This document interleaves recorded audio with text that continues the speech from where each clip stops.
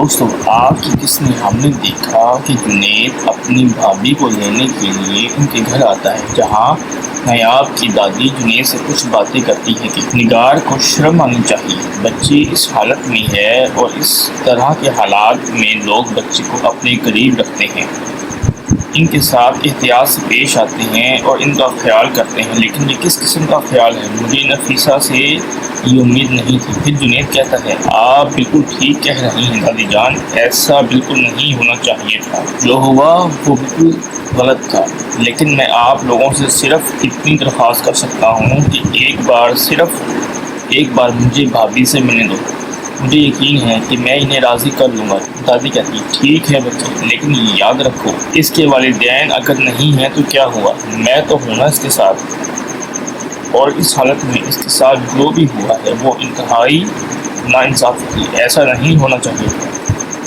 پھر جنید کہتا ہے، آپ بالکل ٹھیک کہہ رہی ہیں، میں آپ سے پوری طرح متفق ہوں، جو بھی ہوا ہے وہ واقعہ غلط تھا، ایسا نہیں ہونا چاہیے تھا۔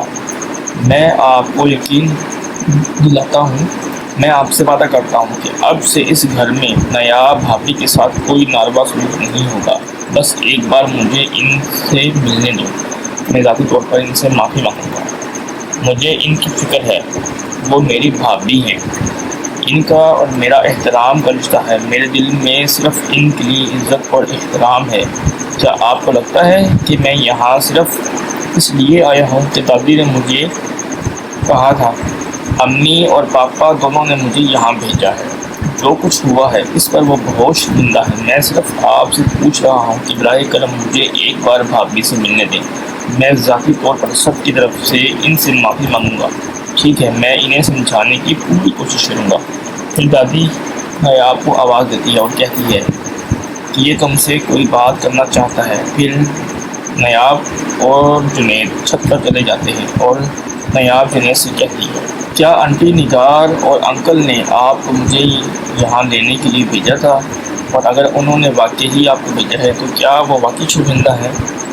پھر جنید کہتا ہے، میں آپ سے جھوٹ نہیں بول سکتا، یہ حقیقت نہیں ہے۔ پھر نیاب کہتی ہے، مجھے بالکل واپس نہیں جانا چاہیے۔ پھر جنید کہتا ہے، بھابھی آپ کو نہیں لگتا کہ آپ نے جلدی میں یہاں آنے کا فیصلہ کیا ہے؟ آپ کو اسی گھر میں رہنا چاہیے تھا، آپ کو اپنے اوپر لگائے گئے الزامات کو غلط ثابت کرنے کے لیے اور اپنی سچائی کو سامنے لانے کے لیے کوشش کرنی چاہیے تھی، تاکہ زاویار بھائی کو جو غلط فہمی تھی وہ دور ہو جائے اور ان کے دل میں آپ کے لیے مضبوط جگہ بن جائے۔ آپ پلیز میرے ساتھ اپنے گھر واپس چلیں، وہاں دادی آپ کا بڑی بے صبری سے انتظار کر رہی ہے۔ میں آپ سے وعدہ کرتا ہوں کہ اگر آپ کسی بھی مشکل سے گزریں تو میں اور دادی آپ کے ساتھ کھڑے ہوں گے، ہم آپ کی حفاظت کریں گے۔ اب چلیں، اپنے گھر چلتے ہیں۔ گھر آتے ہی جنید دادی کو سرپرائز دیتے ہیں، دادی جیسے ہی نیاب کو دیتی ہے تو بہت خوش ہو جاتی ہے۔ پھر نیاب دادی کو سلام کرتی ہے، پھر دادی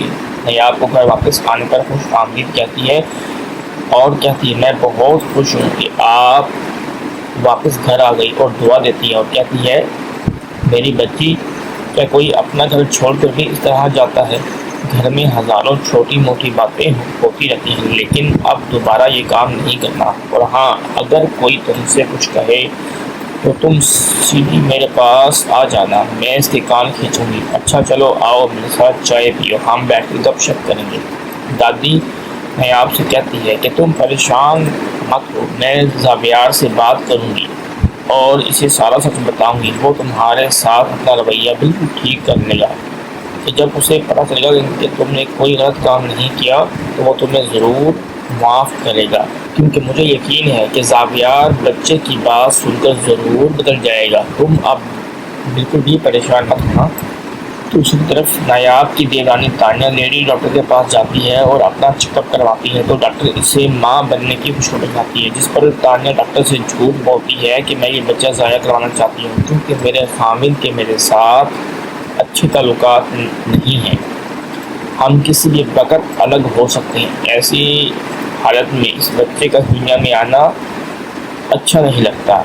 ڈاکٹر تانیہ سے کہتی ہے کہ آپ اپنے بڑوں سے بات کریں، اگر آپ کا شوہر اس بچے کو اس دنیا میں لانے کا نہیں سوچ رہا تو پھر جنید رات کو تانیہ سے بات کرتا ہے اور سمجھانے کی پوری کوشش کرتا ہے، لیکن تانیہ جنید کی بات نہیں سنتی اور وہاں سے باہر چلی جاتی ہے اور جان بوجھ کر خود کو گرا دیتی ہے اور زور سے چلاتی ہے۔